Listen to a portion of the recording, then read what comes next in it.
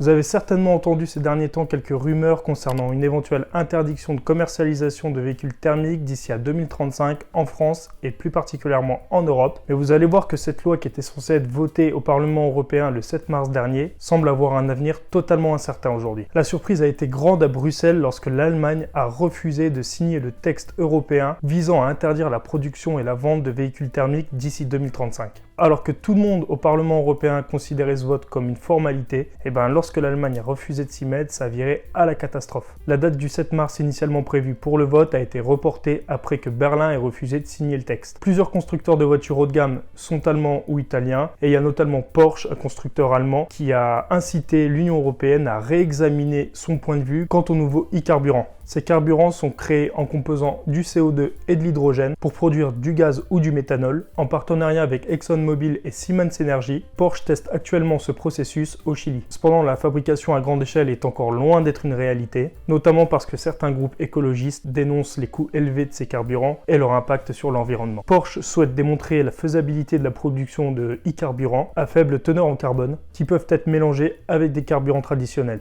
Après plusieurs semaines de négociations complexes, les parties ont finalement réussi à trouver un terrain d'entente. À partir de 2035, les véhicules thermiques pourront continuer d'être commercialisés à condition qu'ils n'utilisent exclusivement que des carburants synthétiques. Ce succès allemand a été rendu possible grâce à la pression exercée par un des partis de la coalition au pouvoir à Berlin. Le chancelier allemand Olaf Scholz n'a pas eu d'autre choix que de se lancer dans les carburants, sans quoi sa majorité aurait été menacée. Toutefois, cette histoire a terni la crédibilité de la Commission européenne, qui a été contrainte de trouver des compromis et a mis toute une industrie dans l'embarras. En effet, après les premières annonces de la transition énergétique, quasiment tous les constructeurs avaient déjà opéré leur transition vers le tout électrique. Mettez-vous à leur place, on commence par leur dire que d'ici 2035, les moteurs thermiques seront interdits, ils opèrent leur transition énergétique, et finalement non, d'ici 2035, les moteurs thermiques pourront continuer d'être commercialisés à condition tout de même que ce soit des e-carburants. Il y a de quoi avoir un petit peu la rage. En France, les groupes Renault et Stellantis vont continuer à investir dans des moteurs totalement électriques. La création d'un e-carburant moins polluant et peu coûteux est extrêmement cher, alors que ces groupes automobiles ont déjà investi des milliards d'euros pour électrifier leurs modèles.